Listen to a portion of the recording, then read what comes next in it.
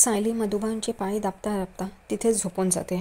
अर्जुन येऊन बघतो तर सायली तिकडे झोपलेली असते. दुसऱ्या दिवशी पहाटे सगळेजणच गप्पा मारत बसलेले असतात. चहा नाश्ता करत असतात. मधुभाऊ, कल्पना, पूर्णाजी, प्रताप, कुसुमताई, सायली, अर्जुन, अश्विन, अस्मिता. तेव्हा प्रताप म्हणतो अर्जुनला की आज पाडवा आहे, तू काय देणार आहेस बायकोला गिफ्ट? कल्पनासुद्धा तेच विचारते. तिला जे हवं आहे ते घेऊन दे, तू तिला घेऊन जा मार्केटमध्ये. तेव्हा सायली म्हणते मला तर त्याने आधीच पाडव्याचं गिफ्ट दिलं आहे मधुभाऊंना सोडून, त्यामुळे मला आणखीन काही नको आहे. तेव्हा कल्पना म्हणते नाही, असं नाही चालणार, तुला त्याच्याकडनं घ्यायलाच लागेल. इथे प्रताप पण म्हणतो बरोबर आहे, जा अर्जुन तिला घेऊन. आणि कल्पनाला म्हणतो सायली जसं बोलली आहे तसं तू तरी कधीतरी बोल की तुला काही नको आहे म्हणून. तेव्हा सगळेजणच हसतात. विमलताई म्हणते की दादा, तुम्ही जरी वहिनींना गजरा दिलात तरी त्या खुशी खुशी तो गजरा घेतील, त्यांना आनंद मिळेल त्यामध्ये. प्रताप म्हणतो हो ते खरं आहे, कल्पनाला माझा एक गजरासुद्धा खूप आनंद देतो. आणि ते सगळेच खुश होत असतात. पण सगळेजणच अर्जुन आणि सायलीला सांगत असतात तुम्ही दोघंजणं बाहेर जा, आणि अर्जुनला सांगतात की तिला जे काही हवं आहे ते घेऊन दे.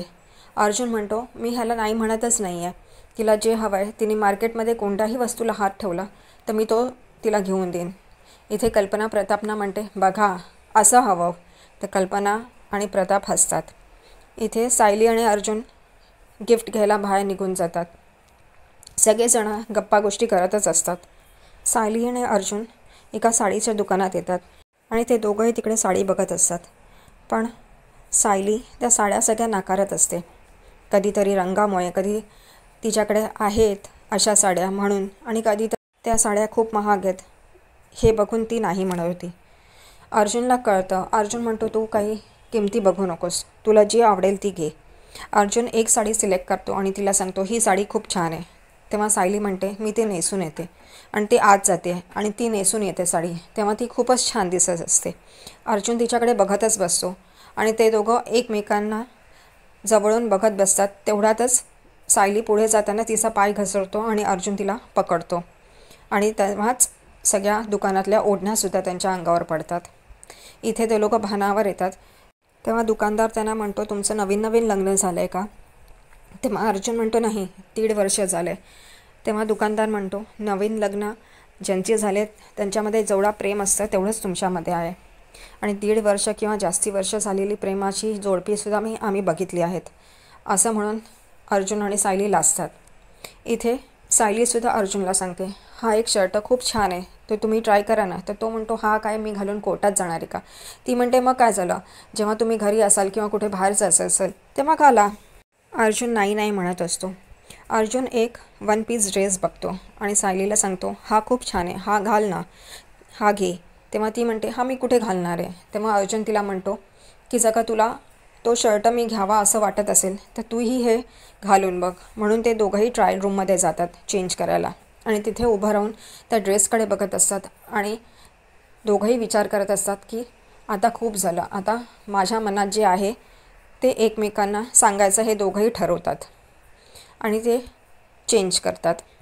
इथे घरी सगळेजणच गप्पा गोष्टी करत असतात. तेवढ्यातच तिकडे प्रतिमा येते. सगळेजणच तिला बघून खूप खुश होतात. पूर्णाजी म्हणते ये ना प्रतिमा बस. प्रतापसुद्धा उठून तिला म्हणतो ये की, पण ती खूपच संकोच करत असते, पण तरीही बसते. तेव्हा कुसुमताई म्हणते प्रतिमाताई तुम्ही ओळखलत का? प्रतिमा पण म्हणते हो, तुम्ही कशा आहात? दोघे एकमेकींना कशा आहात, बरं आहेत ना, असं चालू असतं. तेवढ्यातच पूर्णाजी म्हणते कशी आहेस गं? तर ती म्हणते मी बरी आहे. तेव्हा ती प्रतिमा पूर्णाजीला म्हणते मला तुझ्याकडे काही मागायचं आहे. तेव्हा पूर्णाजी म्हणते माग ना, काहीही माग, मी तुला देईन, नक्की देईन. तेव्हा प्रतिमा हात जोडून पूर्णाजीला म्हणते तन्वीला माफ कर, तिला या घरी येण्यासाठी परवानगी दे. तेव्हा सगळेजणच आश्चर्याने एकमेकांकडे बघत असतात. पूर्णाजी पण आश्चर्यचकित होते. ती पण उठून उभी राहते आणि सगळेच उभे राहतात. तेव्हा पूर्णाजी म्हणते की तन्वीने खूप चुका केल्यात. प्रतिमा तिला म्हणते की हो, ही शेवटची चूक, तिला माफ कर ना, यावेळेला तिची चूक पदरात घाल ना, हे तुझ्याकडे मागते. सगळेजणच प्रतिमाला सांगत असतात, म्हणजे कुसुमताई, की तिने खूप चुका केल्या, सुभेदारांनी खूप वेळा तिला माफ केलं आहे. तेव्हा नाही, त्याच्या आधीही आश्रमात असताना तिने खूप चुका केल्यात, पण ती काही सुधरत नाही आहे. तेव्हा पूर्णाजी म्हणते, ठीक आहे प्रतिमा, मी तिला माफ केलं, तिला या घरी येण्यापासून कोणीही थांबवणार नाही असं सगळ्यांना सांगते. तेव्हा प्रताप आणि कल्पनासुद्धा आश्चर्यचकित होतात. त्यांनाही धक्का बसतो. प्रताप पूर्णाजीला म्हणतात की तुला माहिती आहे ना तिने काय केलं आहे. तेव्हा पूर्णाजी म्हणते हो, पण माझ्याकडे माझ्या मुलीनी प्रतिमानी काहीतरी मागितलं आहे आणि ते सुद्धा दिवाळीच्या वेळी, आणि मी ते तिला दिलं नाही असं कधीच होणार नाही. त्यामुळे तन्वीला या घरात येण्यापासून कोणीही अडवणार नाही. सगळ्या जणांनाच धक्का बसतो. इकडे प्रतिमा खूप खुश होते. सुभेदारांकडे सगळेजणच दिवाळीची खूप छान तयारी करतात आणि खूपच मनापासून साजरा करत असतात हा सण.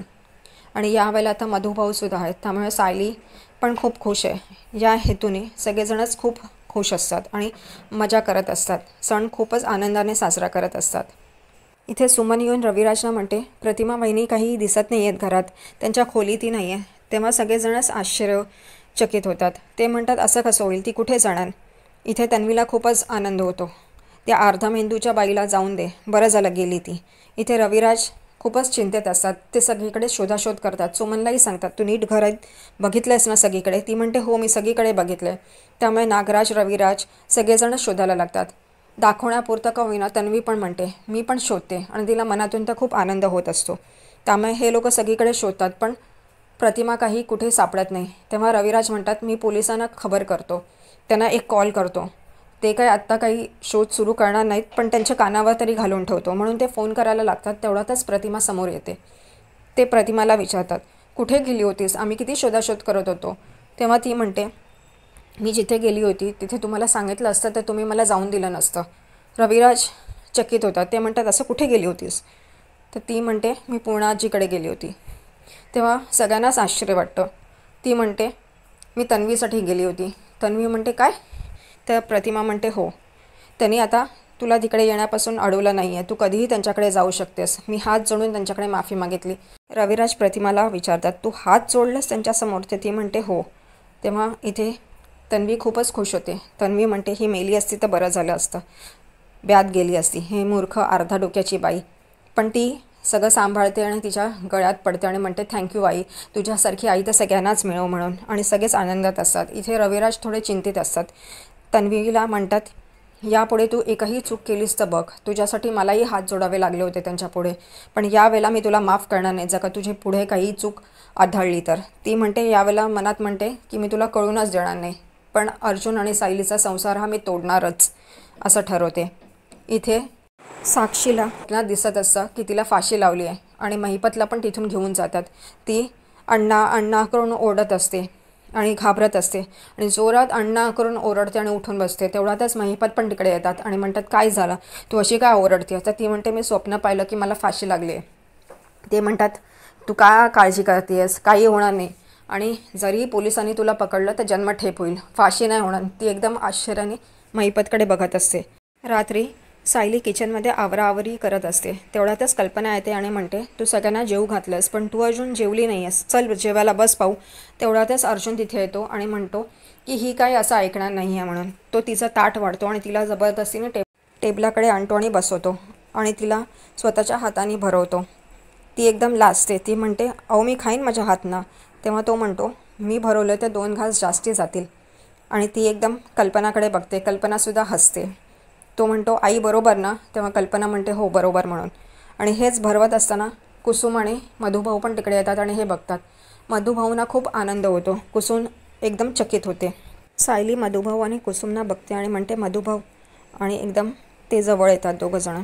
इथे अर्जुन म्हणतो, नवऱ्यापेक्षा वडिलांनी भरवलं तर आनंदाने ती खाईल आणि 2 घास जास्तीच जातील, म्हणून तो मधुभाऊंकडे तिची डिश देतो. मधुभाऊ तिला जसं आधी भरवायचे तसंच भरवत होते आणि ते एकमेकांकडे असंच आनंदाने बघत होतं. इकडे अर्जुन विचार करतो रात्री, आता मला माझ्या मनातलं सायलींना सांगायलाच लागेल, कारण आता मधुभाऊ पण सुटलेत. त्यामुळे आता हे सांगणं खूप गरजेचं आहे. जे पण आहे ते सांगून मोकळं व्हायला हवं. इथे रूममध्ये सायली आणि कुसुमताई बोलत असतात.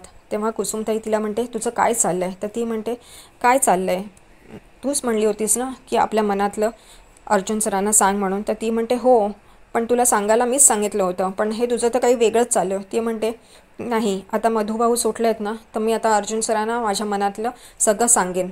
तेव्हा ती म्हणते आणि त्याच्या मनात तसं काही नसेल तर तर सायली म्हणते आणि त्यांच्या मनात असं असेल तर हाच प्रश्न उत्तराचा खेळ चालू असतो सायली आणि कुसुममध्ये.